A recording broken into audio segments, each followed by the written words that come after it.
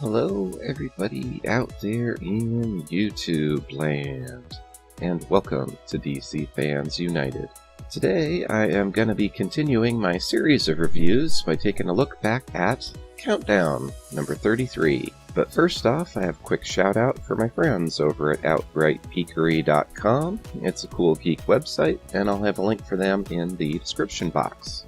So Countdown is known as Countdown to Final Crisis for its last 24 issues. Since this is a countdown, the story order for the numbering is backwards, so that you start with issue 51 and read down to issue number 1, which is what I've been doing, so be sure to check out my previous reviews if you haven't already.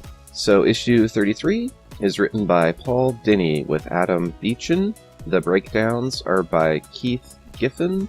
Carlos Magno did the pencils, and Jay Lestine did the inks, and Tom Chu did the colors. The cover is by Talent Caldwell and J.D. Smith. So I like the cover quite a bit. It looks pretty cool. It's got Kyle Rayner there on the center, and one of the Anti-Monitors, and Jason Todd and Diana Troy looking at him. Oh, it's pretty good. It's a pretty solid cover. You know, nothing wrong with it. It's not like anything special, but it's a good cover. So we'll go ahead and go to the first page, and right away I was kind of struck by the art style. They changed the pencilers a lot on this series, and Carlos Magno is a good artist, but his art here, I don't know, it just seems a little strange to me. Let me know in the comments what you think, if you like it, if you don't like it. It's kind of hard to describe. I guess I'd call it busy in a way. It's like, I don't know, it's strange. It's kind of hard for me to focus on anything in particular.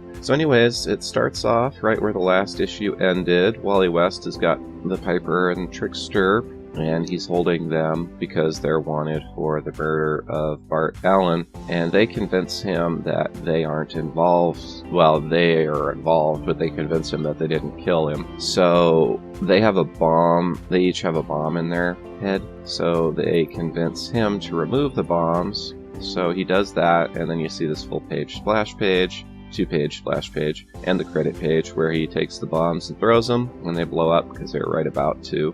And he returns, and he says he still doesn't trust them, but he's taking them with him. So he contacts Zatanna, and they are transported to another location. And then we change the page, and this is also carrying on from something that happened in the last issue. So this evil queen here had opened a portal and was taking Donna Troy through it.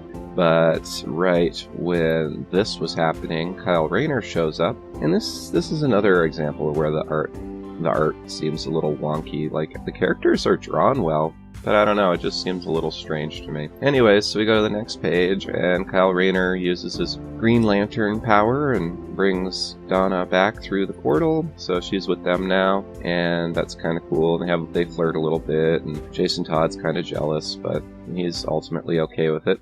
And we go to the next page, and we're picking up with another thing that was left hanging in the last issue. So this little witch guy had captured Mary Marvel and put her in this ball. It looked like he was going to hold her prisoner, but it was actually to protect her. So we see then there's this big explosion, and it turns out this old wizard guy was the one attacking her, and not the witch guy, but she grabs him and shocks him, and then the witch guy, I forget what his name is, he calls himself a witch boy, but he says in exchange for saving her, which he didn't really save her, she's so powerful that guy couldn't have hurt her, but in any case, he says that in exchange for that, he wants, and this is exactly what he says, he wants just the tiniest, barest, most insignificant fraction of your power.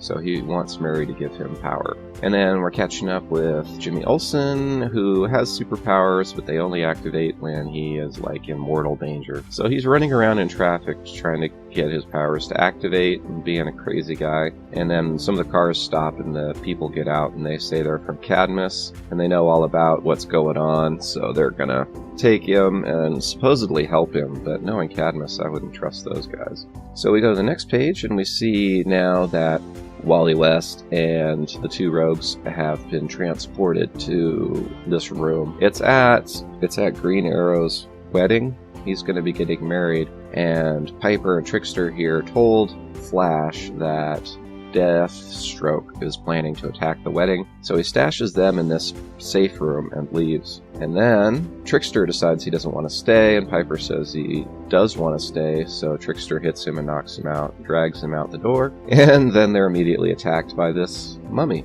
So yeah, it goes to the next page, and we're back in the Nanoverse, and this is probably the best example of the art being a little subpar. I mean, look at this. This is laughably bad right here. And you know, I don't like to point out stuff like that, but that's not acceptable in a DC comic, let alone a countdown to a major crisis event. But anyways, they talk a little bit, and then for some reason, this giant hand reaches out and grabs Ryan Choi, who's the Atom at the moment, and takes him away. So you see that there, and that isn't explained at all. And they're going to go after him, but the portal closes, and Kyle Rayner's like, we have to go and get him. You never leave a man behind. And yeah, you see right here, Red Hood's like, forget him. He isn't the Atom we came to find, because that's what they're doing, is looking for Ray Palmer. But yeah, so they're just like, well, Ray Palmer's more important. We got to keep going. And that's what they do. That's where the issue ends. So then, at the end, there's a little bonus. This is the case in pretty much all of these Countdown to Final Crisis issues. They have a little bonus that tells you the origin of a character or gives you some other history from DC Comics. So this one's the origin of the Riddler, so you get a little backstory on the Riddler. It takes up 2 pages. So that's all for now. I thought it was a pretty good issue, but like I was saying before, every issue goes straight into the next one, so you really have to have read the previous issues or seen the previous reviews to keep up with it. Alright, that's all for now. I'll have more videos up for you here before you know it. I'm shooting to have a video every day. Alright, that's all for now. Thanks for watching. Be sure to hit the bell for notifications so you know when I have a new video. That's all. Thanks. Bye, guys. End of line.